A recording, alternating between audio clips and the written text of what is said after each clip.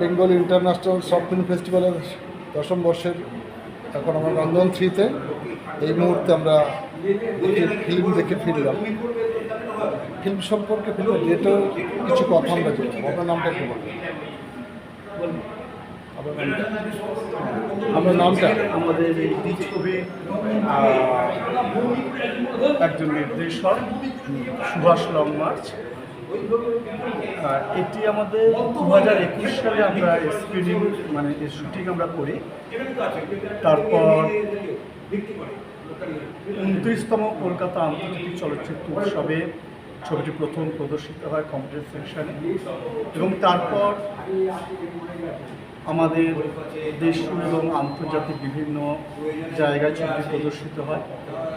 এই ছবিটা আমরা মূলত সন্দেশখালী এলাকায় সেখানে আমরা শুটিং করি, এবং ছবির বিষয়বস্তুটা যদি স্বাভাবিকভাবে দেখা যায় যে সাধারণ একটি গল্প, একটি বাচ্চা ছেলের গল্প, গোপাল নামে একটি বাচ্চা ছেলের গল্প।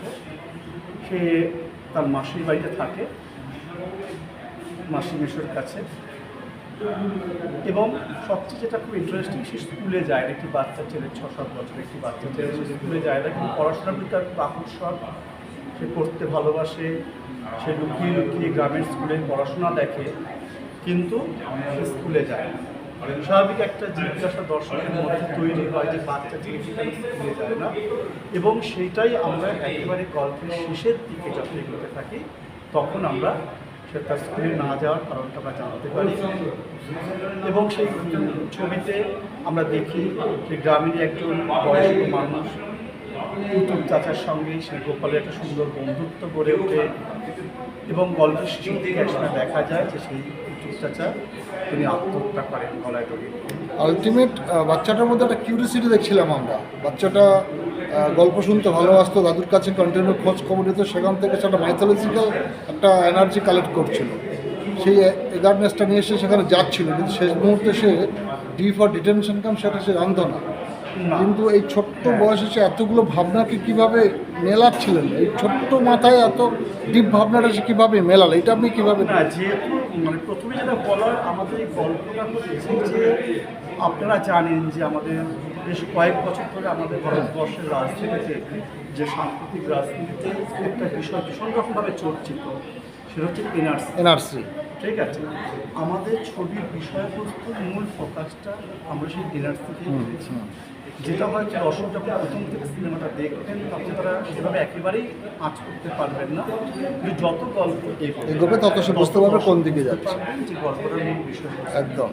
এই এনআরসি এটা খুব বিতর্কিত একটা বিষয় ভারতীয় রাজনীতিতে, এবং এর পক্ষে যেমন অনেক বক্তব্য, অনেকের অনেক বক্তব্য রয়েছে, বিপক্ষে অনেক বক্তব্য রয়েছে।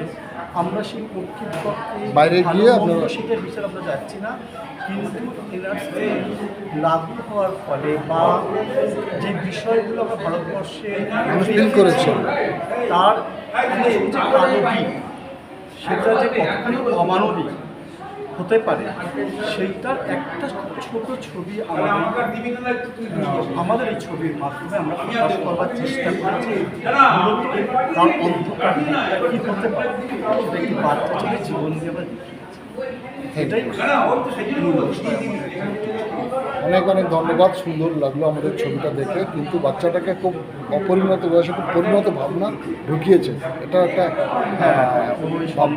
কাছাকাছি ওখানকার ছেলে সুন্দর অভিনয় করেছেন, এবং এর সঙ্গে যারা অভিনয় করেছেন বা কলাকুশলী, তারাও যথেষ্ট পরিশ্রম করে যথেষ্ট আন্তরিকভাবে কাজটা করেছেন। প্রত্যেকের অবদান কাউকে অস্বীকার। এটা আপনার কততম ছবি? এটা সেভাবে আমি যদি ফিল্ম ফেস্টিভ্যালের হিসেবে বা সেভাবে দেখতে চাই, তাহলে আমার 3য় ছবি। আপনি কটা ফেস্টিভ্যালে পাঠিয়েছেন এই ছবিটা? এটা এখন একটা ফেস্টিভ্যাল প্রদর্শিত হয়েছে এখানে না অন্য প্রথম প্রদর্শিত হয়েছে কলকাতা আন্তর্জাতিক চলচ্চিত্র উৎসব 29তম, নন্দনে প্রদর্শিত হয়েছে দুদিন প্রদর্শিত হয়েছিল, এবং তারপর সেটা সাউথ এশিয়ান ফিল্ম ফেস্টিভ্যাল, তারপর উড়ান ফিল্ম ফেস্টিভ্যাল, ফিরারা শর্ট ফিল্ম ফেস্টিভ্যাল, এরকম বিভিন্ন ফিডব্যাকটা অনেকটা বেটার। হ্যাঁ হ্যাঁ, বিভিন্ন জায়গায় তবে চিত্র গল্প ওটা হচ্ছে পশ্চিম মেদিনীপুরের একটা জায়গায়, সেখানেও প্রদর্শিত হয়েছে এবং সেখানে এটা বেস্ট শর্ট ফিল্ম হিসেবে Okay. পুরস্কার পেয়েছে।